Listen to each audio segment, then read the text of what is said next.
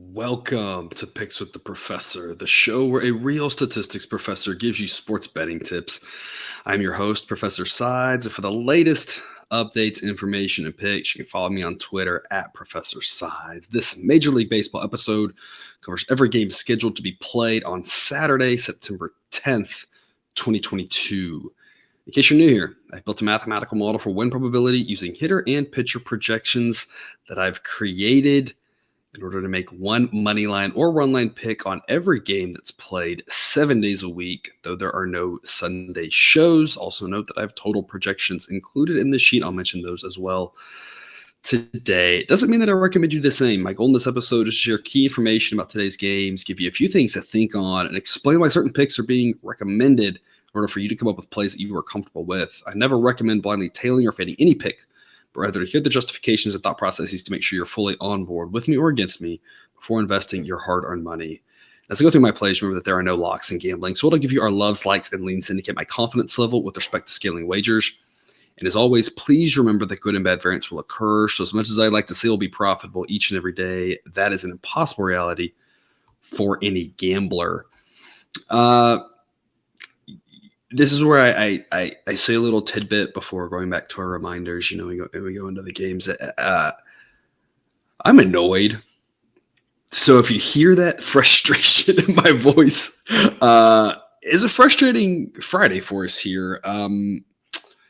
The A plays disappointing, and honestly, that's not what I'm annoyed about. And it's especially pertinent because I've been saying it like every other episode, and I've put this in the Google Sheet for y'all to see this.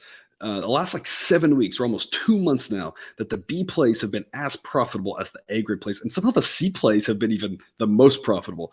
So the point being, and all three have been profitable. Things have been going well around these parts. There was a stretch where the A picks just carried us, and that was a lot of fun. But I've been saying hey, there's other stuff happening here. So the fact that the A picks didn't do well, but the B picks were profitable on Friday and the C picks were profitable on Friday doesn't really bother me. What bothers me, what's frustrating is, I'm sitting here, I'm talking about the Rangers and the Blue Jays, and I'm saying I think the Rangers get a shot to hang in there. And I'm like, but here's what I'm going to take the money line, and then they lose by 1. And then the Red Sox, same thing as an underdog. And here's what I'm taking the money line, they lose by 1. And that's frustrating. And that happens, obviously. I'm well aware of that. Y'all are probably well aware of that too, that these sort of things happen. It's frustrating when it happens. And so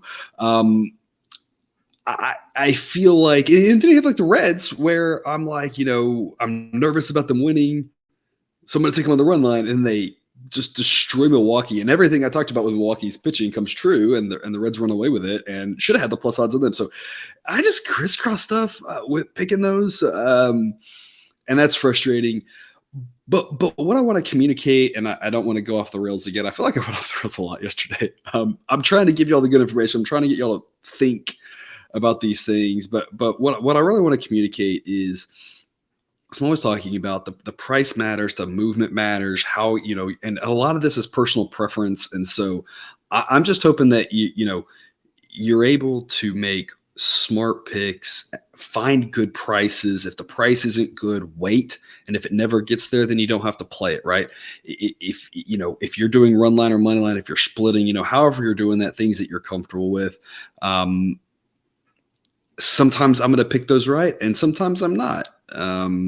And like I said, it was frustrating because I feel like I just kind of went the wrong way on a bunch of those here on a Friday. But like I said, it's always frustrating when the A picks don't do well. But it's like I've been saying that there's a lot of good information here, and what I'm trying to communicate. And I'm a professor, y'all. I ramble. This is what I do. It's why it's a perfect job for me, because that's what I get to do on a daily basis, right? There's a reason why the A grade plays have a 50% larger investment than the B grade plays. Not a 100 times investment, not twice as much, or 100% increase, or 2 times increase, whatever. It's because the A picks, I think, are just a little bit stronger than the B picks. And I know that for a lot of the season, that didn't really play out that way. And I've addressed some of that. I think there's some reasons for it. Some of it's just some random variability. Like I think there was a really solid stretch where I think we had a lot of good luck on the A plays and bad luck on the B plays that could have easily flip-flopped and created more of a situation where the A plays didn't look quite as strong as they've been and the B plays looked better. That's kind of what we've seen over the last couple months where they've been a lot closer. There's a lot of variability here, and baseball is a game where having all those games, and you don't have to play all of them, but playing more than just two or three can really be advantageous. So what I'm trying to communicate again is there's a lot of things hopefully that you're getting from some of these. And when I say A versus B versus C, I'm not saying there's a couple of C picks, and I'll tell you that I'm like, I don't think that this is priced horribly or priced perfectly. So I don't really like anything. But even a lot of the C picks, I'm saying I think they're worth a little bit of an investment, a small investment, because they can really help balance your portfolio. And I said that phrase a lot yesterday, balancing your portfolio. I think you saw it on this Friday that the A picks tanked, but the B picks profitable, C picks profitable helped insure us and get us a little bit of that profit back. If you're doing some sort of scaling thing or some sort of, you're still considering those types of plays as well. So all that rambling aside, just to say there's a lot happening in all of these. And I've never liked the idea of just focusing on the A grade plays because sometimes nights like Friday happen. So if you do that, that's what you're choosing to do. Oh, you have to understand sometimes that's going to happen. It hasn't happened a lot, thankfully. But sometimes the A plays just aren't going to be there for us, and that's just the way it goes, and the B plays do better. So hopefully they all do well, but every given night there's variability every which way possible. So hopefully Saturday can go a little bit better. Got a lot of games to talk about, got a lot of plays I like, but before we get to those, some of those reminders for you, please hit that like button if you're on YouTube. Also, if you aren't yet, please consider subscribing or following. It's free, and the only way to ensure you don't miss any of the college basketball, MLB, or college football content that this channel provides. Share with a friend if you know others in the game. Hit me up on Twitter or drop a comment on YouTube. I love those and try to respond to as many as I can. We've also partnered with Horse Racing Today. For those of you who like to play the ponies, you can find their stuff at horseracingtoday.net. They've got a team of 5 with over 125 years of combined experience in handicapping horse races. There isn't an angle they don't know or bias they can't identify. Check out their YouTube shows or the website. The links are in the description. And the last thing here, we've started up that Patreon page for those of you looking to support the show. Membership starts at just $3 per month. We've got a lot of good benefits on there. Exclusive access to our Discord. We've got early access to shows, ad-free shows, early access to model projections. If there's other things that you're interested in, extra benefits, always feel free to drop those in the comment. Love to hear those suggestions. We've got a group text, and I'm pinging back and forth ideas with my co-host about other things that we can provide for you, some extra benefits. We're always kind of trying to come up with some stuff. Any ideas you have, anything that you're looking for? Always feel free to suggest that, and we'll take that into consideration because I'm just trying to give the people here what you want. All right. So let's get to the games. A couple of afternoon games here. We're starting off 105 Eastern. Rays at the Yankees. Yankees falling here. The first game of the series. Game 2 should be another good game. The first game was priced pretty tightly, and this one's priced pretty tightly. And I thought the first game was priced fairly well. I think this one's priced fairly well.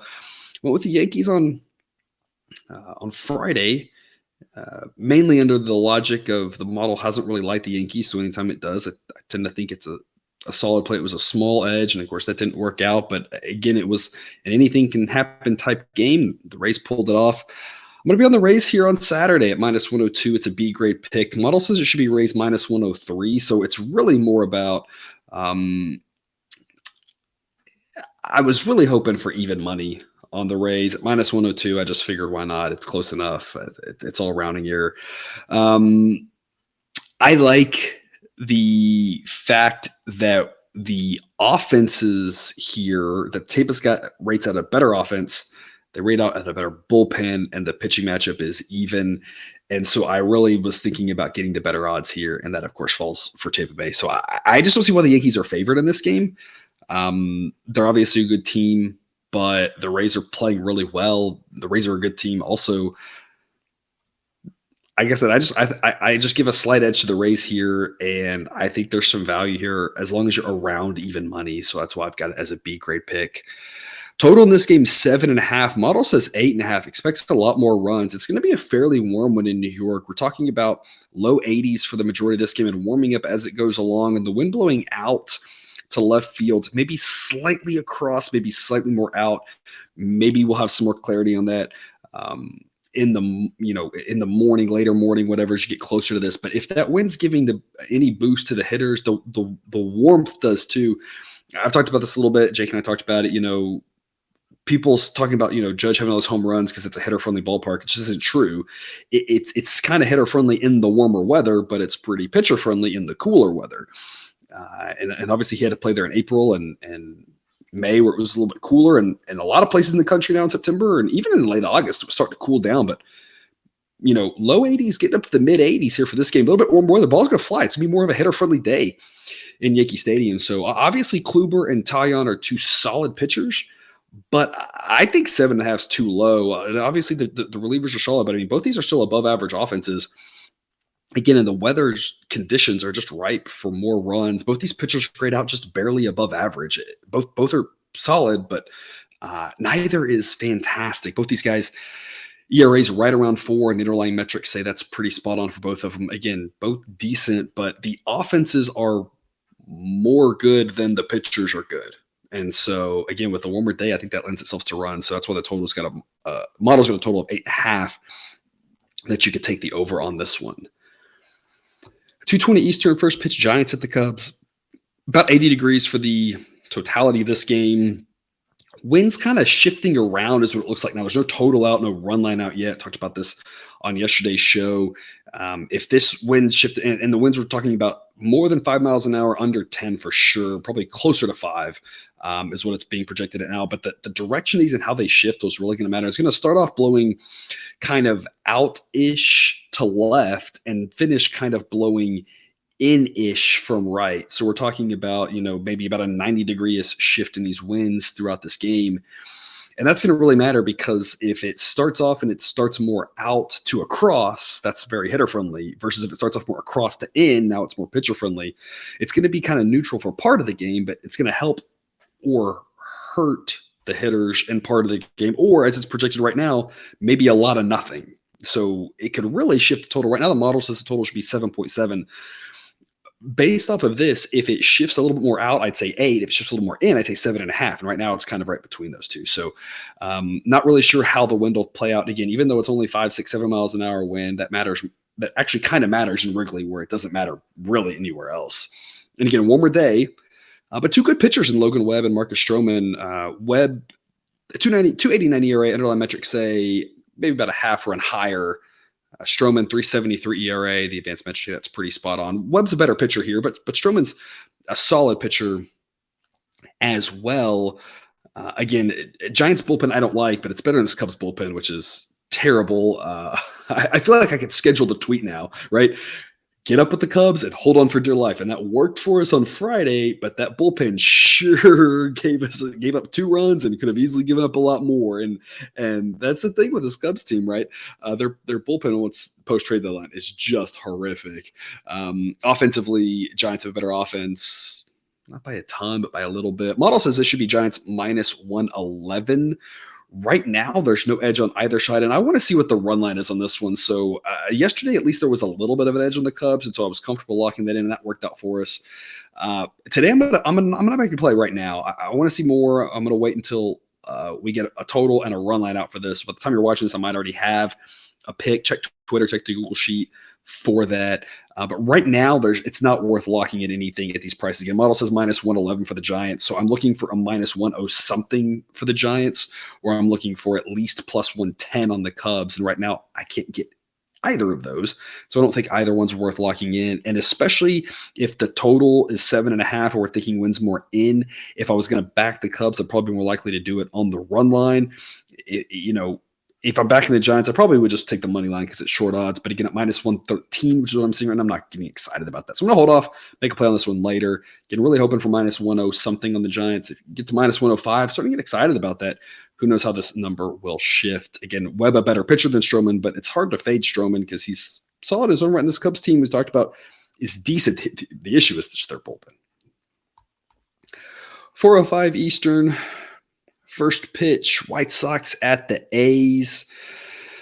It'll be a chilly one to start in Oakland in the low 60s, around 70 degrees to close. Wind's blowing out as it typically does in Oakland. It tends to not matter. This one, of course, is a 1 o'clock local start. So a chilly afternoon to start with, but at least by the end of the day, at least becoming a nicer afternoon. Model says the total should be 6.6 for this game. Says the fact that the wind's blowing out in Oakland doesn't matter because it tends to blow out. I think 6.6 is a little low. The ball tends to carry there a little bit better in the day, but I would make this total 7. So right now I'm seeing 7.5. And so if you can still get a 7.5 under that, I think makes a lot of sense. I'm going to be all over the White Sox here. The model says there's not much of an edge. It says there's really no edge in the money line. Model says that the money line price should be 173, and I'm seeing White Sox 181. So it says that the money line price is just too steep. But I'm going to jump on the White Sox here on the run line. Saw here in Friday night that this A's bullpen just cannot be trusted. I don't trust Adrian Martinez. I think he's not terrible, but the model gives him a 106 rating. That's because it thinks that his ERA of 4.37 is even a little bit deflated by playing half of his games in Oakland. And I think this White Sox offense average against a righty, but they're facing a below average righty, and they'll be facing a below average set of relievers. So I think the White Sox can get some runs. Lance Lynn has been pitching phenomenally. I've talked about it a lot lately with him, and I've been fortunate to back him for most of the time that he's pitched well. Last time out, I didn't, and it's not that I regretted it so much. I still think there was value on the Mariners at those big plus odds, but he continued to pitch well, and that's just why I said I like the under in that game, and the under hit pretty easily because he's pitching really well. He's finally got it going. The underlying metrics were kind of there for the most part after the first couple of starts. I think it doesn't really have as much to do with the fact that he's pitching well of late. It has to do with of late he's pitching like the underlying metrics have suggested he should be pitching the whole time. It's not that I think he's hot right now. I don't really believe in that. There's not really a lot of statistical evidence to show that that's really accurate. What I believe is that he's still being priced as if he is a 4.34 ERA pitcher, which is what has happened, but the underlying metrics have him more in the mid threes. He's a good pitcher, and he's been pitching like a good pitcher, and I still think he will continue to pitch like a good pitcher, which is what he's done lately. And of course, against the A's in that ballpark, he should have a pretty good start. So I expect good things from Lynn. I expect the White Sox to win this one. I'm grabbing the run line at -110. I think it should be higher priced than this. So it's a B grade pick for me on the White Sox. It's not. And like I talked about at the top, right? The difference between the A and the B and the C is just a little bit of scaling. I think the White Sox are worth an investment here. I think the money line price is a little bit too high. I'm not a fan of it, but on the run line, I think it should be a little bit high. I think there's some value on this. It's not my favorite play of the day because, as we talked about in this series now, third time, I'm going to say the same thing. In that ballpark, it's not often easy to win by multiple runs. You have a lot of low scoring games. It obviously doesn't mean it can't happen. The White Sox, Thursday night won 110 to 2 or whatever it was, right? So they obviously did it with ease then, but it's not typically easy. And so there's always just that little bit of fear of that. And so I want better odds for it to be an A grade. I just think there's enough value for that, but I think it's a solid pick. So I'm on the White Sox here, run line. B grade pick. And again, model thinks under 7.5 makes some sense too. Surprising addition to the afternoon slate here, 4:10 Eastern. First pitch, Tigers to Royals. Rain expected in Kansas City later in the day, and thus they have moved this game to an earlier start time to get it in. A wise move by the folks there in Kansas City, in my opinion.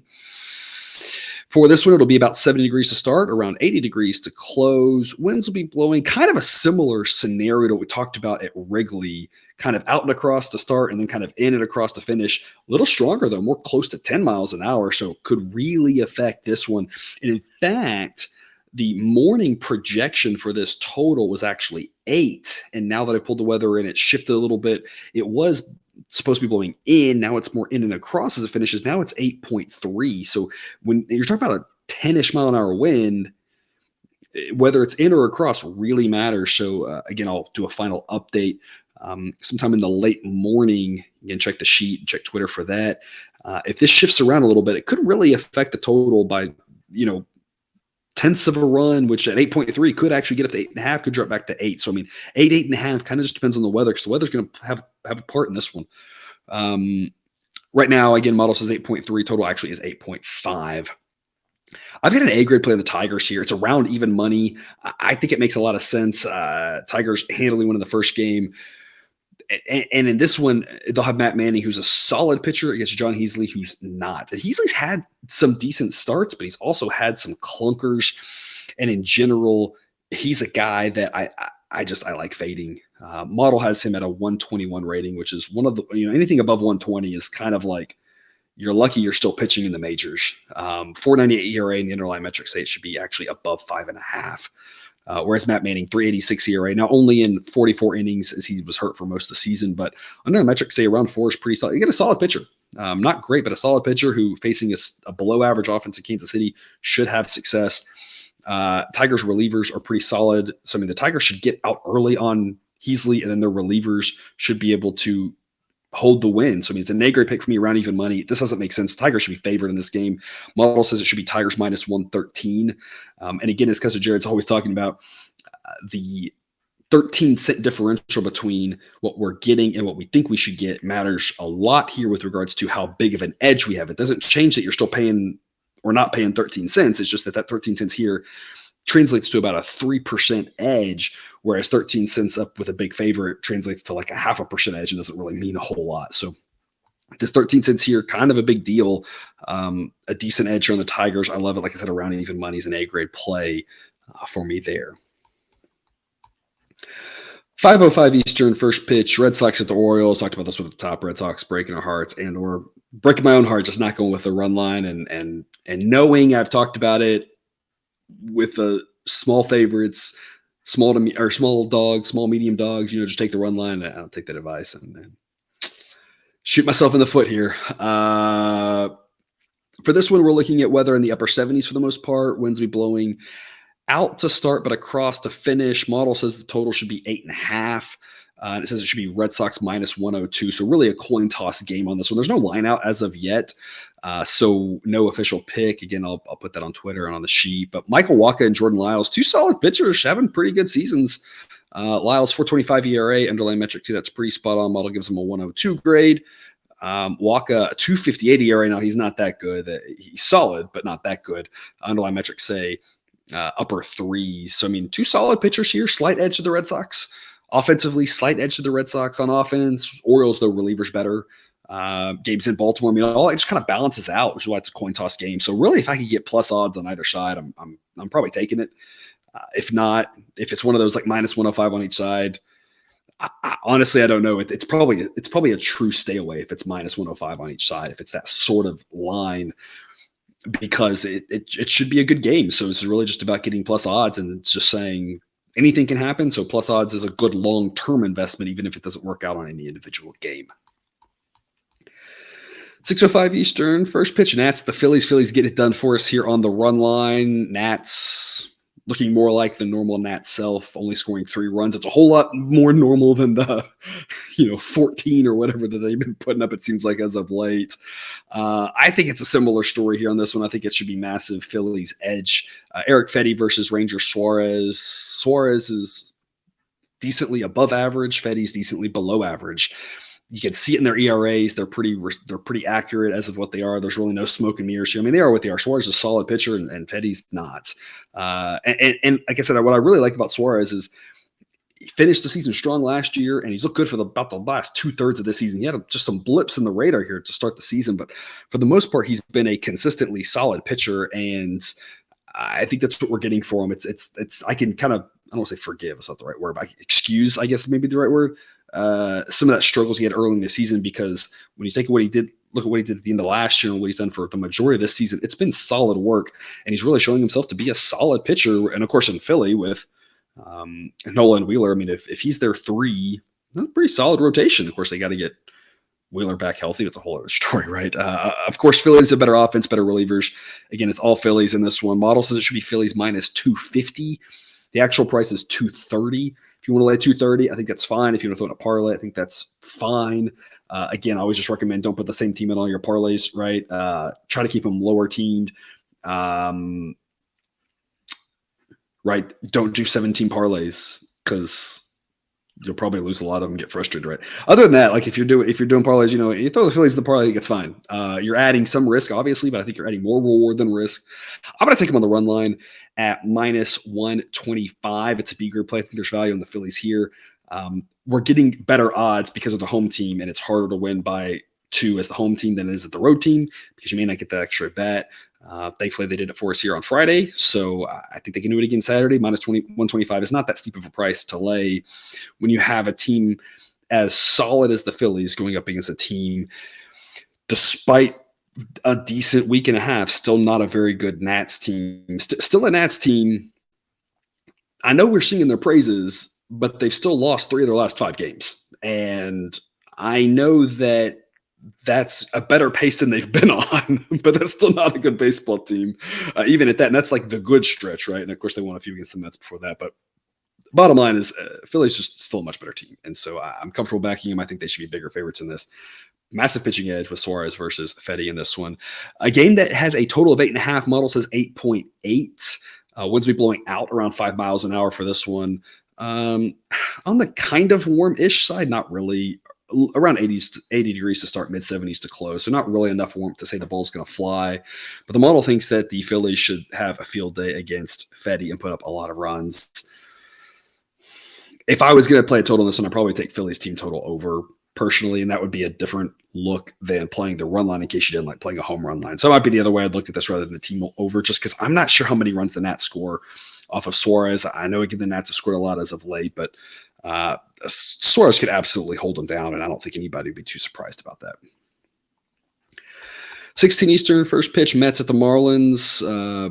Marlins scoring some runs the last couple days.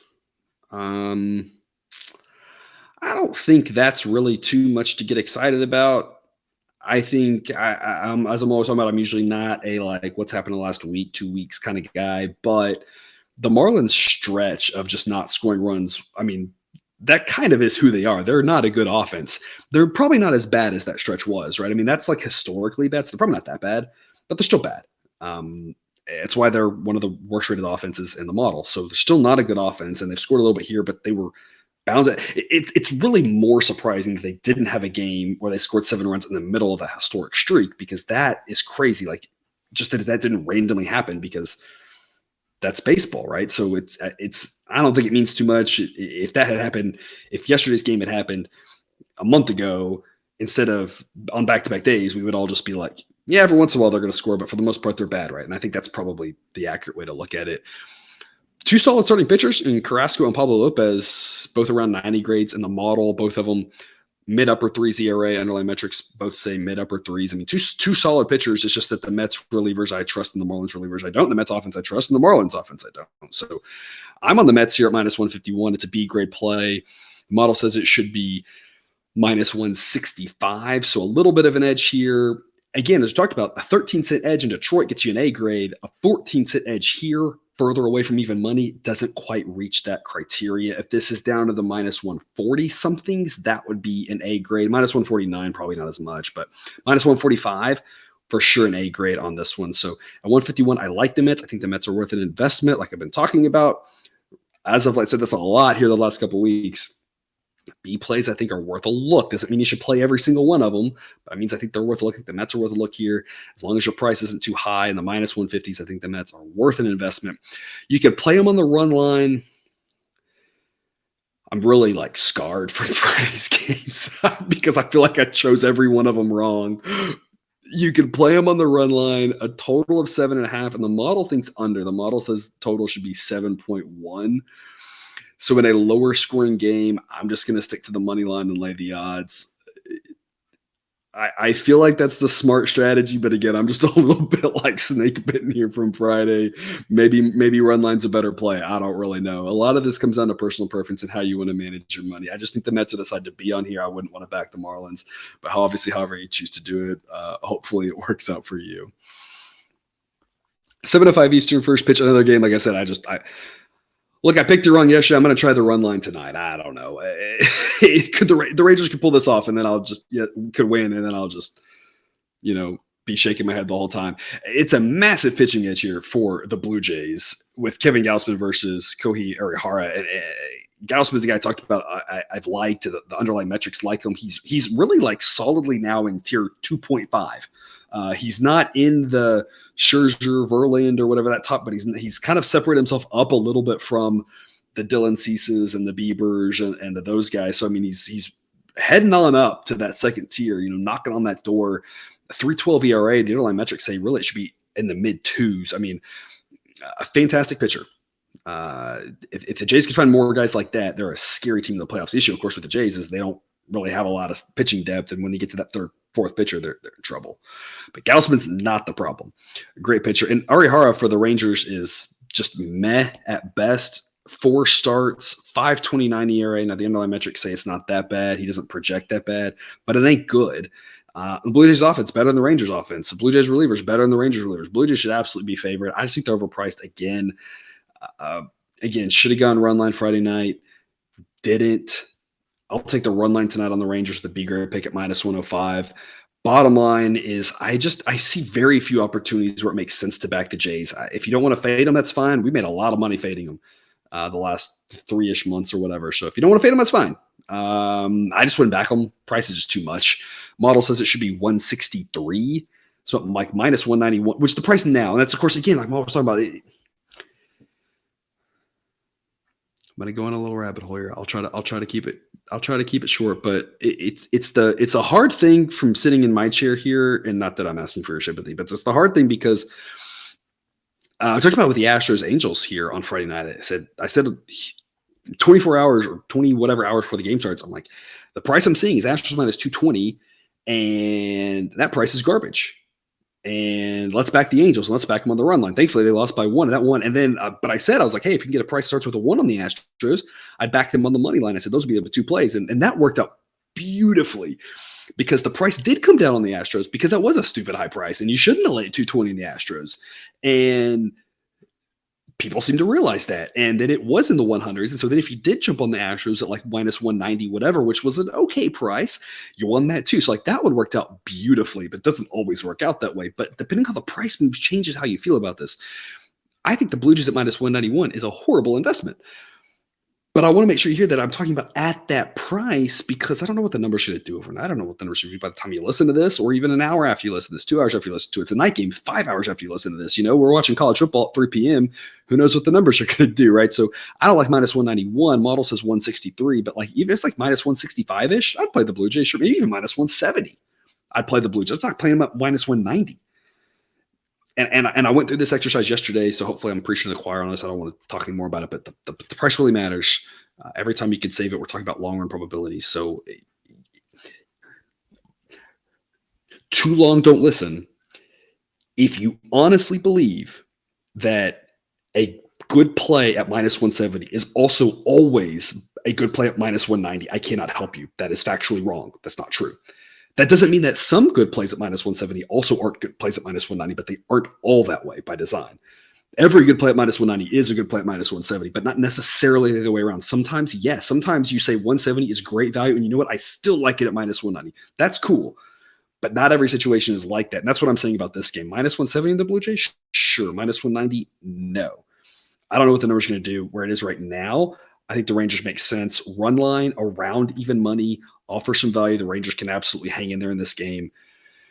They absolutely can get blown out. That's betting, right? The Rangers seem to hang in, as I talked about yesterday. They're showing a level of kind of competence that the Rangers often do. They often kind of make their fans, I think, give a little hope, right? And it never really turns in anything. But I mean, they're playing okay. And they lost by 1 here on Friday night. Hopefully they lose by 1 again on Saturday, and they can cover this for us. Or maybe they accidentally pull the upset. Total on this one's 8. Model says 7.9. So it's pretty well priced total. 17 Eastern Start Time. Guardians at the Twins. A chilly one in Minnesota. Low 60s. Low to mid 60s for this one. Winds will be blowing. Also kind of shifting around, but mostly under 5 miles an hour. It's probably not too much of a wind effect in this one. Tristan McKenzie versus Chris Archer. I like McKenzie and I don't like Archer. Archer's pitched okay. He's just very meh at this point. Model gives him a 109 rating. 4.47 ERA, and the underlying metrics say that is who he is in his 100 innings this season. That's not a mirage at all.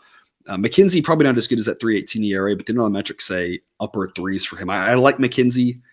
I don't like Archer. And that's why I'm picking the Guardians here, but it's only a C-grade pick. I don't think there's a lot of value at minus 120. Model says it should be minus 111. So minus 120, you're not really getting much value. You can play run line, but it's a total of 7.5, chilly night. I'm not sure it's worth it. Could easily be a one-run game.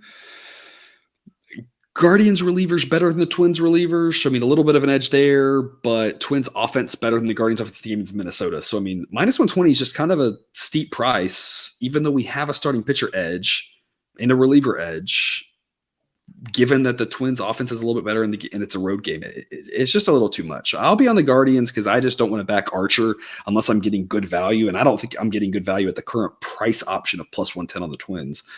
I'd look run line, but with a low total. I mean, run line on the Twins, and you can do it, and it may be a smart play. It's just the odds are just not exciting. You're looking at like minus 180, minus 190 type odds, and that's just to quote, the Mark Cubans of the world, right? It's just not enough to get me out of bed in the morning. It's just not that exciting. So maybe you take a chance on the Twins and money line, but again, plus 110 with Chris Archer against a good Guardians team and Tristan McKenzie just isn't enough either. So I'll be on the Guardians here. I just don't love the price at minus 120. If this drops, I'd be comfortable adding another unit to it, but for now, just a lean on Cleveland. 7:15 Eastern, first pitch, Reds at the Brewers. Nailed the Reds in this one. Nailed this handicap pretty well for Friday. I'm on the Brewers here on Saturday. Hauser looked respectable. His most recent outing, a shaky first inning, and then kind of got it together. It's less about Hauser, who I think is just medium of the road okay. It's more about the fact that I'm not a fan of Chase Anderson whatsoever. He's pitched thrice in the big leagues thus far this season, 5 innings and a 12.60 ERA. And he's obviously not that bad, but I'm not sure how much better he is than that. He's a quad A type player, and the Brewers offense is above average, and they are very reliant on the home run, but I think they're going to hit some home runs off of him. I don't think he's going to go very deep, and that doesn't bode well for the Reds. The Reds have a couple guys at the back end of their bullpen, Diaz one, and a couple other guys who are okay. Not terrible, right? But I mean, they just don't have the depth to withstand that. I mean, for the Reds to really have a chance to win this, they either need to put up some crooked numbers of Hauser, which is possible, sure, absolutely, or they need Anderson to go like 5 innings, and that way they can set the bullpen up a lot better. And I just don't see that happening at all. So I think it's going to go very poorly for the Reds with regards to that. I think Hauser's decent enough to hold down a very below average Reds offense. I think the Brewers run away with this one. It's an A-grade pick for me on the run line at minus 110. Model says it should be Brewers minus 274, and the actual price is 215. So Brewers another team, if you want to throw them in a parlay, again, all the caveats I mentioned earlier, I think that's totally fine. I'm sticking to the run line as a solo pick, but run line, money line, I think they're both solid investments. It's all personal preference and how you manage your money. But Brewers think of the side. So on the Reds last night, not going to be on them tonight. Here's I'm all over the Brewers. Should be upper 60s. I'm projecting the roof open, so a little bit chillier of a night, not really, but a little bit chillier of a night, should maybe make the ball not fly quite as much. But I mean, that said, the Brewers should hit home runs off Chase Anderson to the Reds bullpen. Total's 8.5, model says 8.7. 7:15 Eastern, Astros with the Angels. Talked about this one already. Friday night's game in this one. Now Saturday night's game. Shohei Ohtani versus Jose Urquidy. I mean, Ohtani, a fantastic pitcher. 258 ERA on the season. Underlying metrics say that's spot on. Urquidy 351, but the advanced metrics say it should be actually about a full run higher than that. He grades out as exactly league average. Massive starting pitching edge here for the Angels. Offensively, Astros, pretty big edge. Bullpens, pretty big edge. But I mean, Ohtani is the type of pitcher who can make the bullpen edge completely null and void because he can go 8 innings all by himself. I think this is not that far from a coin toss type game. Model says minus 119, but the model has tended to not give Ohtani quite the credit I think he deserves. We faded him a lot, and it's worked really well. But this time the model doesn't say to fade him. So I'm going to back him with a B grade pick at plus 118. Again, models has not really much of an edge, but again, trying to read the model, read the tea leaves here, I think plus 118 offers some good value. Again, you can look run line, and gosh, I feel like a broken record here, but it is a low total game. It's just the odds are really high because of that. And you're looking at like the minus 180s, minus 190 type odds, maybe minus 200. And it's like, I just am not that excited about it. I'll just take them on the money line and hope they can pull it off. Because the Astros offense is good enough to win this game by multiple runs. And then I don't want to have to, we have to talk about the big favorites. You don't want to lay minus 200. Minus 300 sometimes on a big favorite because you're like, baseball's weird and they could lose, right? Well, I'm like, I don't want to lay minus 200 on Angels run line because this Astros offense is good enough to win by 2 runs pretty easily. Like no one would be shocked at that, right? So odds are just too steep for my liking. So I'll take them on the run line. I think there's some value here. Again, the models tended to want to fade Ohtani. So anytime there's value on them, I think it makes sense to jump on them. Plus 118. It's good enough for me. Total in this one, again, 7. Model says 7.7. Model expects some runs here. Again, the caveat is you just never know with Ohtani. Sometimes he goes like 6 innings and sometimes he goes 8 or 9. When he goes deep into this game and nullifies the bad Angels bullpen, that saves half a run to a full run right there of expected runs, right? So model would indicate over. Model also doesn't think, again, Urquidy's that good. And if that's the case, model thinks the Angels can put up some runs. I'm not sure I'd play this over. Model says it's one you have to really dive in a lot deeper than I'm willing to since my official picks are only on money line and run line. So I'm just letting you know what the model says and saying I think the Angels are worth a look at plus odds here with Ohtani pitching. And then beyond that, again, model says over. I'm not really sure. I can kind of be of either mind on that one. 7:35 Eastern, first pitch. Cardinals at the Pirates. A nice night in Pittsburgh. We're talking mid 70s for most of it. Winds be blowing in around 5 miles an hour, and that puts us with a total, according to the model, of 7.9. Actual total is 8, so spot on. Some questionable pitching at different parts of this game, but some questionable hitting and winds blowing in kind of puts you at that average total of 8.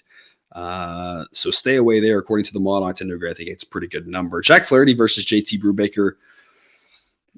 Brubaker, the better pitcher here, a guy I've talked about, a solid guy for the Pirates, a 4.35 ERA, but the underlying metrics say it should be in the mid-upper 3s versus Flaherty, who 4.15 ERA in the season, underlying metrics say it should be in the mid-5s. Now, of course, that's only in 13 innings.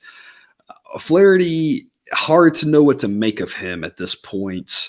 Model gives him a slightly above average or slightly below average grade. I still think Brubaker's a better pitcher. Obviously, Flaherty has the potential if he can get it all together, but he's just had so many issues at this point. It's hard to really trust that you're going to get 6 good innings from him. You might, especially against the Pirates, but it's not something that I'm completely sold on. So I think the Pirates have an edge here with regards to starting pitcher and Brubaker. Obviously, their relievers are not good. And their offense isn't good, but it's all about the price here. Model says this should be Cardinals minus 148. So prices right now around minus 200 for the Cardinals are just way too high. I just don't – I think this is being priced as if Flaherty's like pitching in that like one stretch that he had where he looked really amazing. Like that's kind of how this is priced, and I don't trust that at all. I like Brubaker, backed him last Sunday in this similar spot as a big home underdog. I'm going to back him again here. Run line, even money is an angry play for me. You could take a stab at the Pirates on the money line if you want. Again, model says plus 179 offers some pretty good value here, given that the price should be 148. Again, not to be a broken record, but after feeling like I picked everything wrong the day before, I don't know. Maybe you can. I'm sticking to run line. I'm sticking to my guns, which is I think this is a tight game. Maybe the Pirates win. Maybe they lose by 1, and I love this even money. So I'm not going to get greedy and go for the money line here. But if you want to take a stab at it at the plus 180-ish, not a crazy idea because you just never really know exactly what you're going to get from Flaherty. And this Cardinals team looking kind of human as of late. Who knows if that's real or not?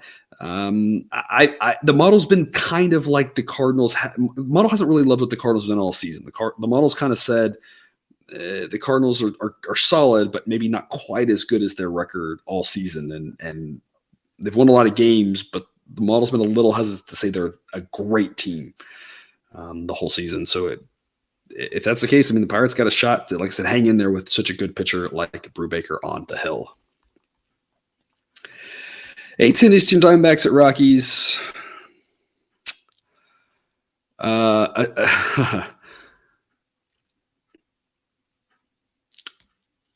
I said under 11, and there were 23 runs scored.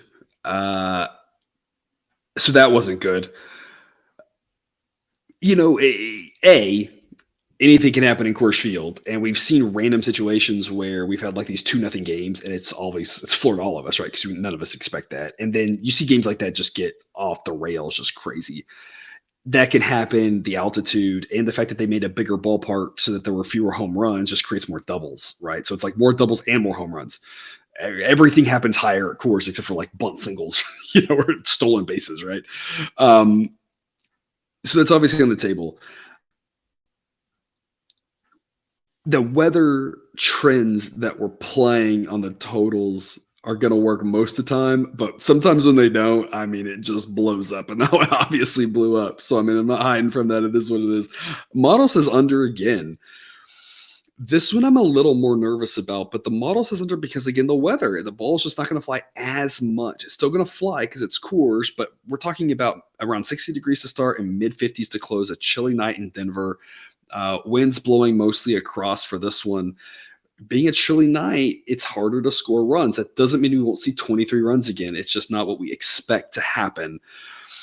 Model says go under 11.5, says the total should be 10.5. I like this one a little bit less than last night's. Nothing to do with last night's game, simply because the fact that I don't really like either one of these starting pitchers. And I really thought that the two starting pitchers on Friday would actually act like starting pitchers in the major leagues and not like high schoolers. But, sometimes that's what happens in Coors Field is major league pitchers look like high schoolers.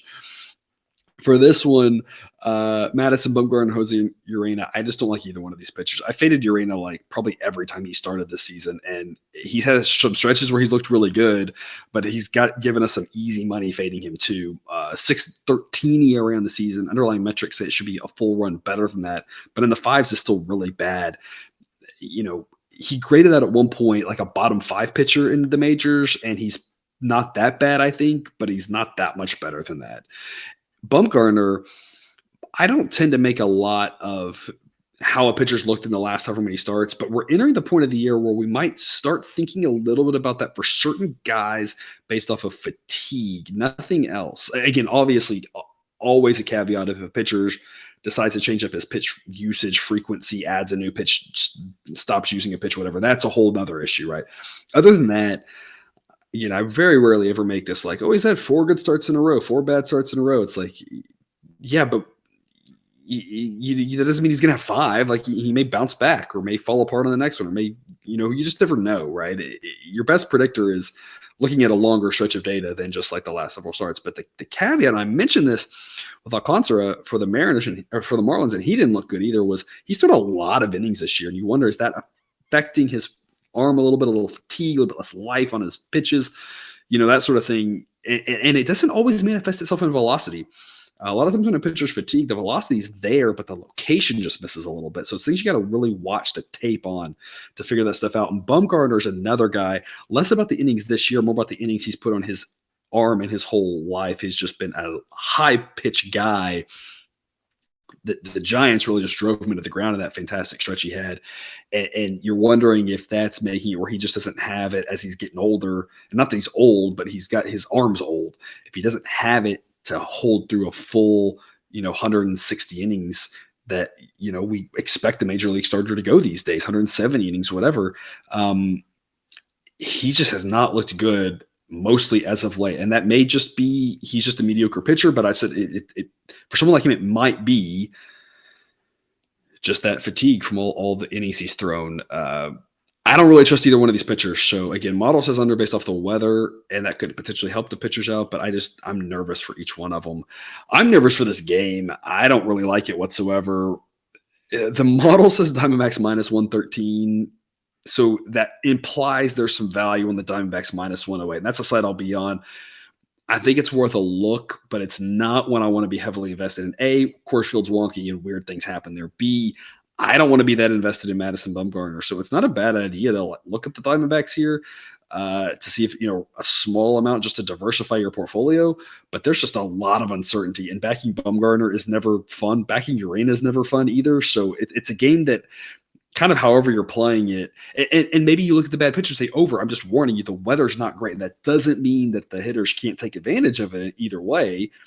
Absolutely can. It's not to me a clear, easy under or over or Diamondbacks or Rockies. It's kind of like there's just a lot of about this game. So I spent way too much talking about this game. We're moving on to the next one because I don't like that matchup. Dodgers and Padres, 8:40 Eastern. First pitch, warm night in San Diego. We're in the upper 70s. Winds blowing out 5 to 10 miles an hour. Julio Urias and Blake Snell combining for a game that has a total of 8. Model says exactly 8. Gosh, I feel like I've talked about these guys a lot, but now that they're facing each other, all I'll say on this pitching matchup is one of these pitchers has an ERA that's a run and a half better than the other one, but the underlying metrics say that Snell's the better pitcher. Urias has gotten a little lucky. Snell's gotten a little unlucky.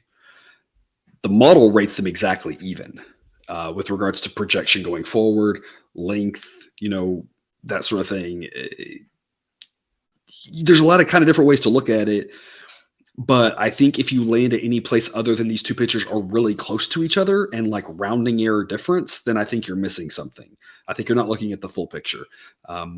Both these pitchers are really good. Both get 86 grade ratings. I mean, it's pretty good. They're both full standard deviation above average.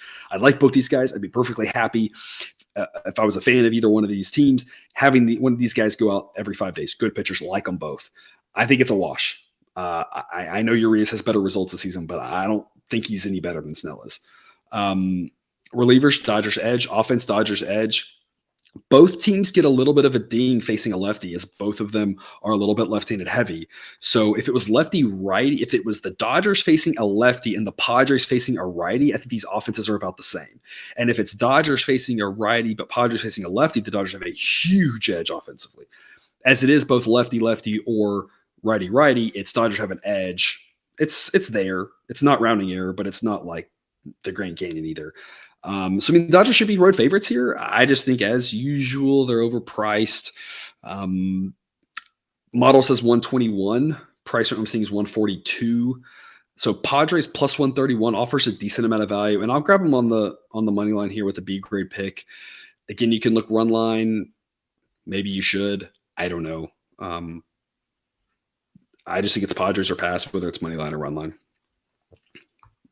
Closing this out, 9:10 Eastern, first pitch, Braves at the Mariners. Mariners not quite able to get it done for us here on Friday, but I still have faith in them here on Saturday, and I love them on the run line here. Minus 155, the odds aren't that steep.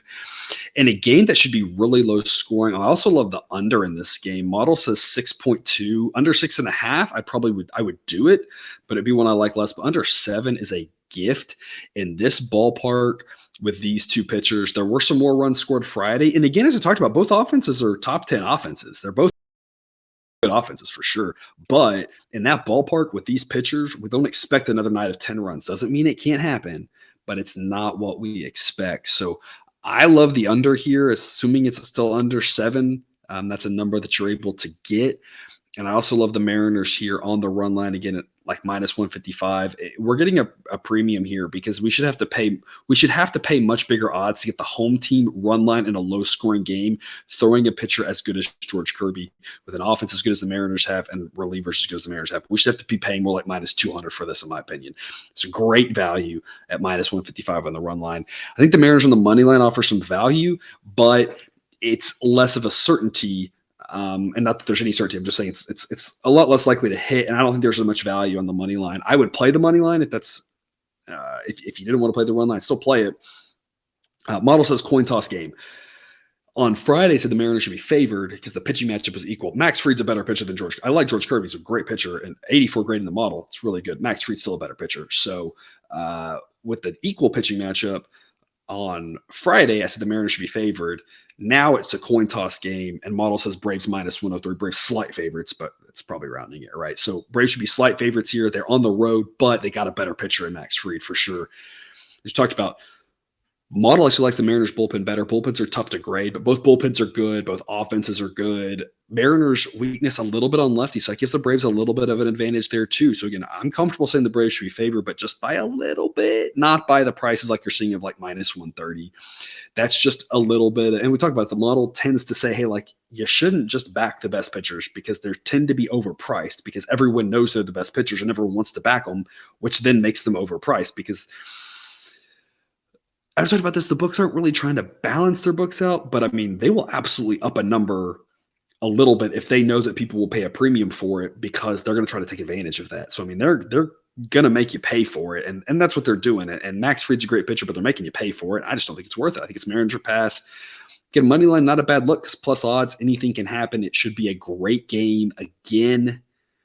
But given that it's so low scoring, like I said, minus 155 is a gift. I love this play. A grade for me on this run line. I think it's low scoring. Mariners might win 3-2. They might lose 3-2. It's slightly more likely they lose 3-2 than win 3-2. But either way, I don't have to care. We're winners. We just got to avoid a 4-2 type ball game, a 3-1 type ball game, which is obviously on the table. There's no locks in gambling, but this one, I think it's way more than the 60 point whatever % of the time we needed to hit to be profitable. I love the Mariners run line here to close us out on a hopefully profitable for baseball and college football Saturday night.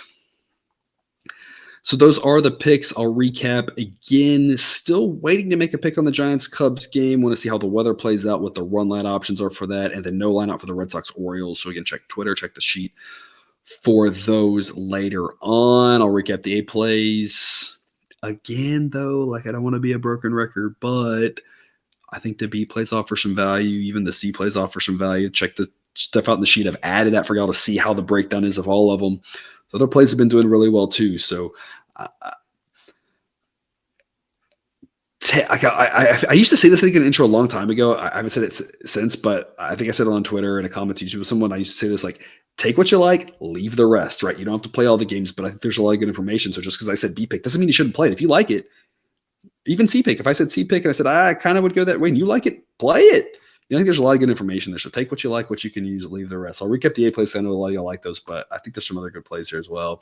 I got the Tigers A grade money line at even money at the Royals.